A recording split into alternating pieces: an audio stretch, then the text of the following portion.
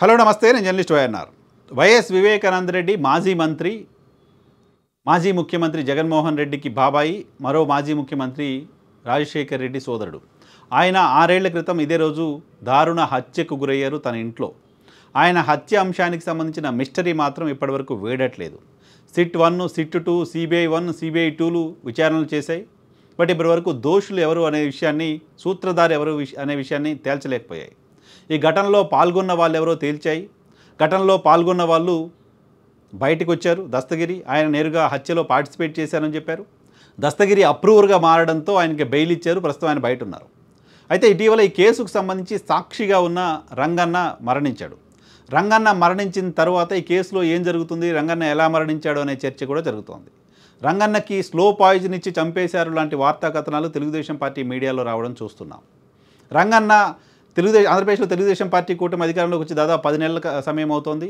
10 నెలల సమయం తర్వాత ఇటీవల కాలంలోనే ఆయన కడప రిమ్స్లో అడ్మిట్ అయ్యి అక్కడ అనారోగ్యంతో చనిపోయినట్లుగా హాస్పిటల్ అధికారులు ప్రకటించారు. కుటుంబ సభ్యుల వర్షన్, రంగన్న కుటుంబ సభ్యుల వర్షన్ మరోలా వినిపించింది. ఆ రోజు కుటుంబ సభ్యులు మాట్లాడిన మాట, గత సర్కార్లో రంగన్నని బాగా చూసుకున్నారు. రంగన్న భార్య మాట్లాడిన మాట, గత సర్కార్లో బాగా చూసుకున్నారు.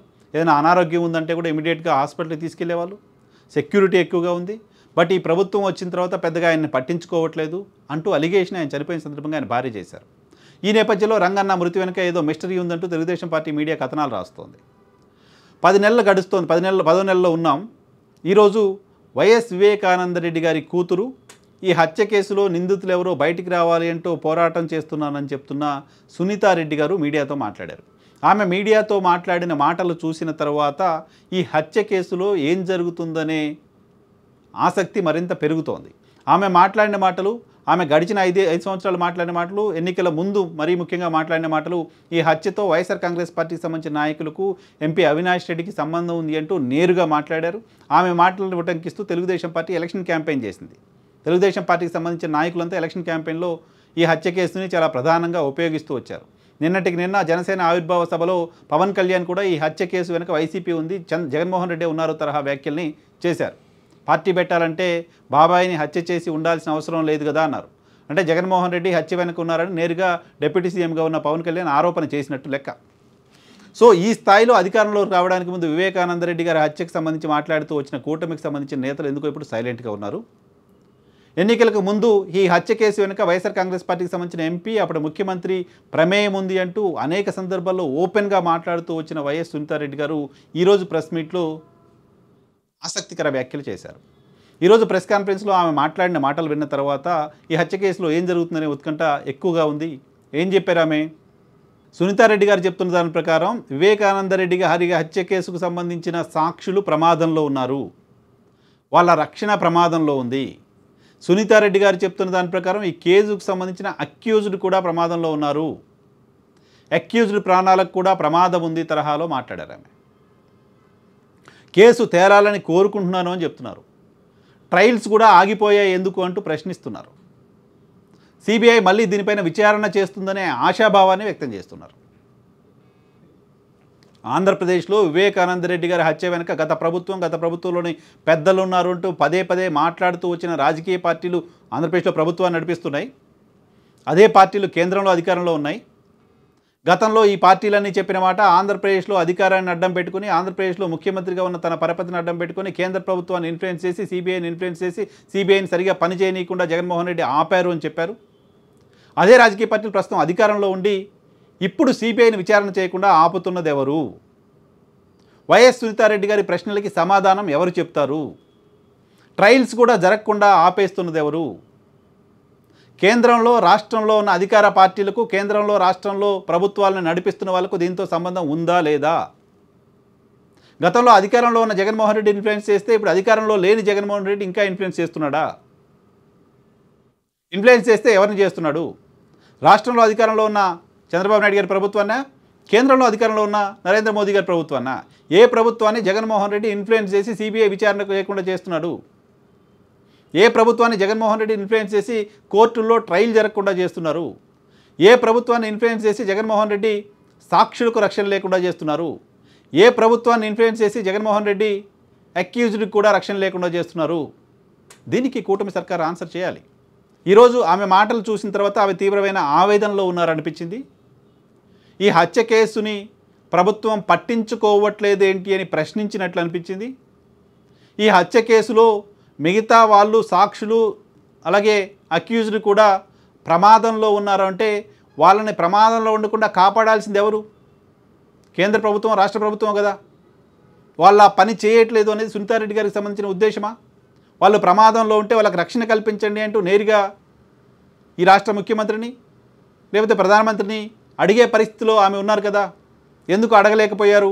సిబిఐ విచారణ చేస్తుందని ఆశాభావాన్ని వ్యక్తం చేస్తున్నానని మాట్లాడడం ఏంటి? సిబిఐ విచారణ చేయాల్సిందేనే డిమాండ్ ఎందుకు చేయలేకపోతున్నారు? సిబిఐ విచారణ చేయాల్సిందేనంటూ గతంలో హైకోర్టులో పిటిషన్ వేశారు, కేంద్ర ప్రభుత్వాన్ని అడిగారు, సుప్రీంకోర్టులో నేరుగా ఆమె కోర్టు లోపలికి వెళ్ళి వాదనలు కూడా చేశారు. అటువంటి సునీతారెడ్డి గారు ఇప్పుడు ఆశాభావం వ్యక్తం చేస్తున్నారని వదిలేస్తున్నారు ఎందుకు? కేవలం ఆశాభావం వ్యక్తం చేయడం ఏంటి? ఫైట్ ఎందుకు చేయలేకపోతున్నారు? ప్రశ్న ఎందుకు గట్టిగా వేయలేకపోతున్నారు? 10 నెలల కాలంలో ఈ కేసుకు సంబంధించి కూటమి సర్కారు పెట్టిన శ్రద్ధ ఏంటి? 10 నెలల కాలంలో కూటమి సర్కారు కేంద్ర ప్రభుత్వాన్ని అడిగో సిబిఐని అడిగో కేసు విచారణ చేయండి అని అడిగింది ఎన్నిసార్లు? కేసులో నిందితులు ఎవరో బయటికి తీసుకొచ్చే ప్రయత్నం చేసింది ఎన్నిసార్లు?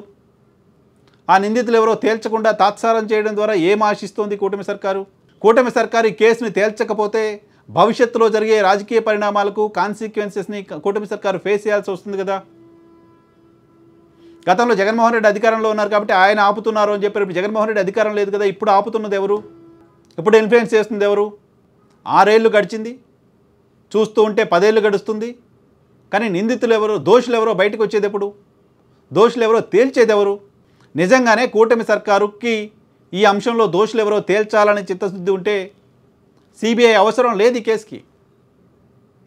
సిబిఐ విచారణ అవసరం లేదు ఈ కేసుకి. రాష్ట్ర ప్రభుత్వం ఒక సిట్ని ఏర్పాటు చేసి విచారణ చేయండి.